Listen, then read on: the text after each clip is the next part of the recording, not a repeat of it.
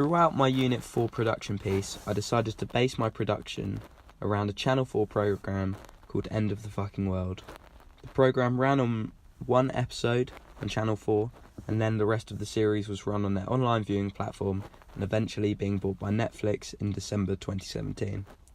The programme is directed by Jonathan Entwistle, and this is his first major TV screening, and as he is known for directing short films and music videos. The programme revolves around two teenagers that run away and eventually end up murdering someone. The programme features two main actors, Alex Lawther and Jessica Barden. Jonathan Entwistle has a very stylistic way of filming. Each shot is either close-up or a medium shot. There is rarely a shot in which you see the entire of the location with the actors. However, during the start of a scene there is normally one establishing shot.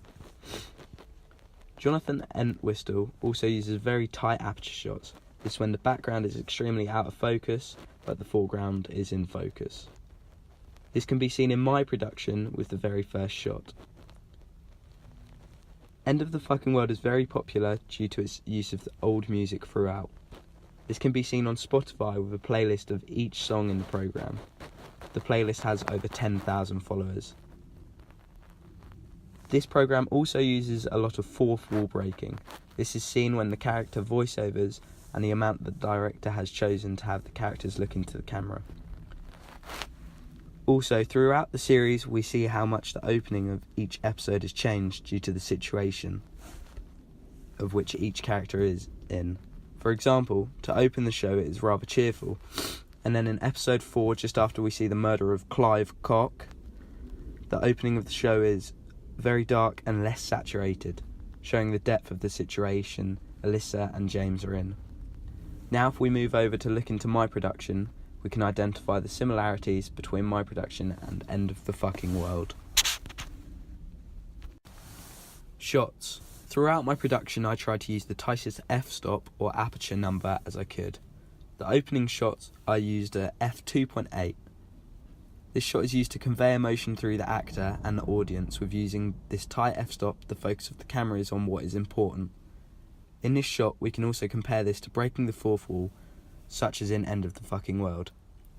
This also opens my programme on a subject in which there are only slight hints to throughout the opening 2 minutes. To continue the topic of shots, we can see there is not one wide shot used throughout the opening scenes. The widest shot we see would be a medium shot of when Matthew drops the mug onto the floor. Other than this one shot, we are met with mostly close-ups, even in the opening credits.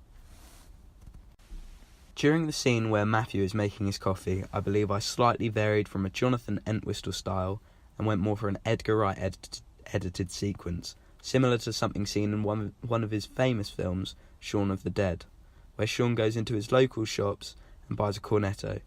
In this scene we see very fast editing between key actions. In my production we can also see that between each step of Matthew making his coffee. However, I believe after the coffee has been made we go back to a very stylistic shot choice at 1 minute and 37 seconds. We see the use of a slider. This is a piece of filming equipment which allows the camera to slide in the direction of your choice. Here I did the opposite motion to the action of the actor by moving the camera to the right, when Matthew, the actor, moved to the left. This utilised the space in the small room we were filming in, as to the right of the camera was a very large softbox light, and to the left was the sink of the kitchen, meaning that the actor only had about 3 foot to move. However, by using the slider, the motion felt longer, and in turn created a nicer looking shot than each of my previous shots being stationary on a tripod. Moving on to my final shot of the opening 2 minutes. We see that the colour has returned from black and white after the smashing of the mug, and we are shown a very similar shot to the one shown at the start of the production. However, we now only have sight of half of the actor's face. In conclusion to the shots that I chose, I believe most of them recreated End of the Fucking World rather well.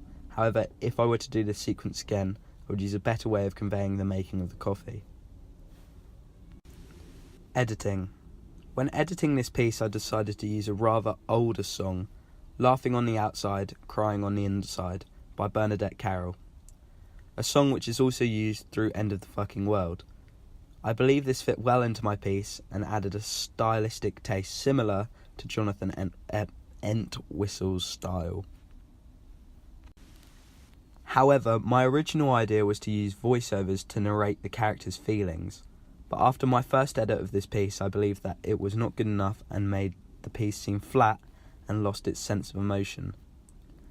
However, personally, my favourite part of the final edit is the last 8 seconds where the song fades out and you can hear the actor crying. Personally, I believe this added the highest sense of emotion throughout the short opening. Finally, I would like to talk about the storyline. The storyline differs from End of the Fucking World due to it not being about a couple who are together. The storyline of this piece is to show that the mug represents a relationship Matthew used to have with the other character who is mentioned in the opening credits, played by Lily Starkey. The use of black and white shows that the relationship is old. The smashing of the mug conveys the breakup, and finally, by bringing back colour, shows Matthew in his current times.